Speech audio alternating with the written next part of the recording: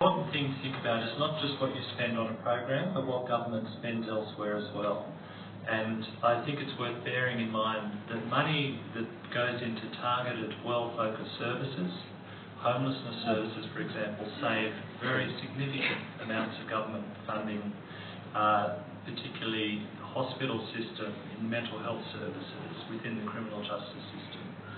So I just wanted to flag that up front, and we might come back to it during the night. So Sonia, you have a question. I think I'll take one, so not to take a lot of people's time, but I think the primary was very much around what's your commitment around ending homelessness in our region currently. Okay, I might lead off with Kevin on that. Look, obviously, without getting specific, I mean, youth homelessness is an issue, and it's quite a large issue here. Obviously, I always like the programs that I see that work the best are often the ground-up programs. The people who, spontaneously start an organisation or a group that is helping those, and there's a number of those that I know about that I'm very supportive of as well. Then I might just leave it at that.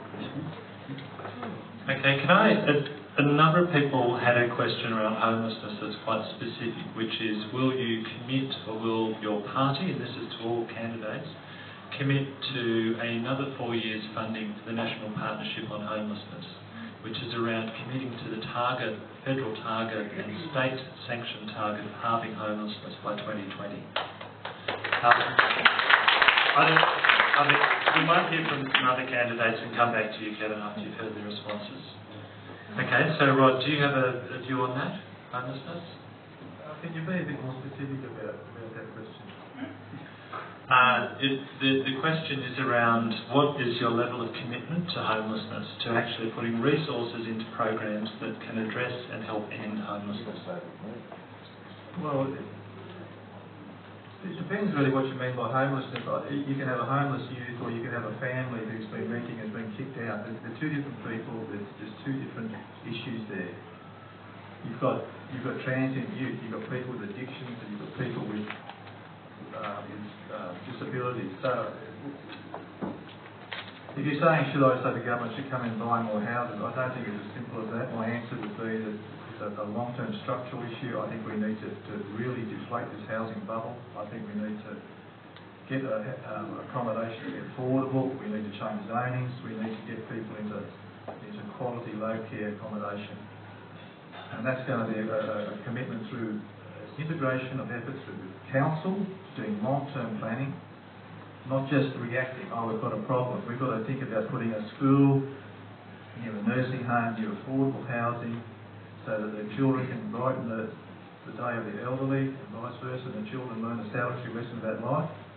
And also we need affordable housing that is accessible to people. And I'll cut it there. If you want to ask me more about it later, I've got some ideas.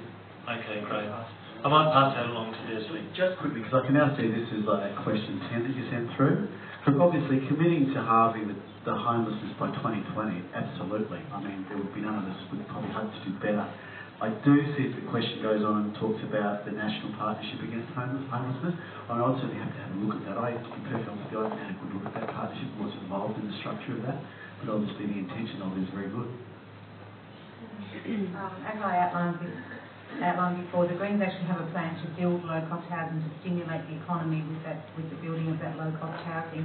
We really need to be providing more housing for people, particularly people on low incomes and the youth, and the university students too, because they can't actually be completing their education if they're struggling to pay their rent. So low-cost housing, the building of low-cost housing is a high priority for Greens. We would be exactly the same.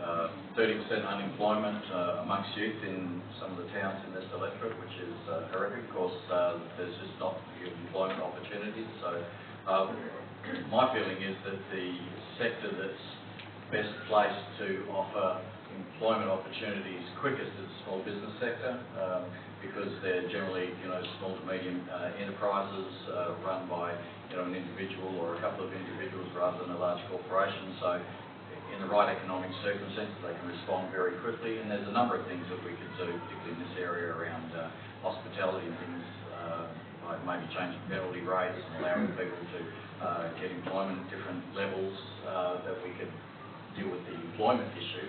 And then if they're getting money, then of course housing is not much of it.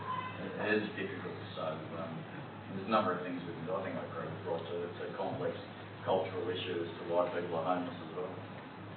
Thank you. Janelle. Firstly, I agree with the National Partnership on Homelessness, so I've got a commitment to see that through and get it signed off for another 4 years, because to tackle homelessness, it is multi-pronged. It is 3 tiers of government, not just one, but it does require a public investment into housing, building houses, into affordability, incentives with the private sector, working with the private sector, and changes in planning. So it does require all of that, and a lot of that's happening now, and it's part of the National Partnership on Homelessness. So you can look at it and say, well, it can be a drop in the bucket given the magnitude of the problem, but it started to tackle it. I'd like to see it better targeted to the regions, because it goes through state, and I'm not attacking here at all, it goes through state, and they determine where a lot of the funding goes to. I'd like more discussion and debate about that, and I've been involved in that we get it to particularly this region. And also, I'm always betwixt and between about the rent, and I get told that if we tackle the market we can bring them down. I can remember when we had the rental control board and the rents didn't escalate as high, so I just think we need more discussion about that too, and how we can get more affordability. But can I say the councils here are working on that too? Lismore City Council's doing stuff, Ballina Shire, Clarence Valley, and also the other councils are starting. So it's really important that they're leading the way too. But it's shameful that we have homeless people, but we just have to commit to it and keep working to it in the way that we have been. And I'd like to congratulate the attorney for the stuff you've been doing on it.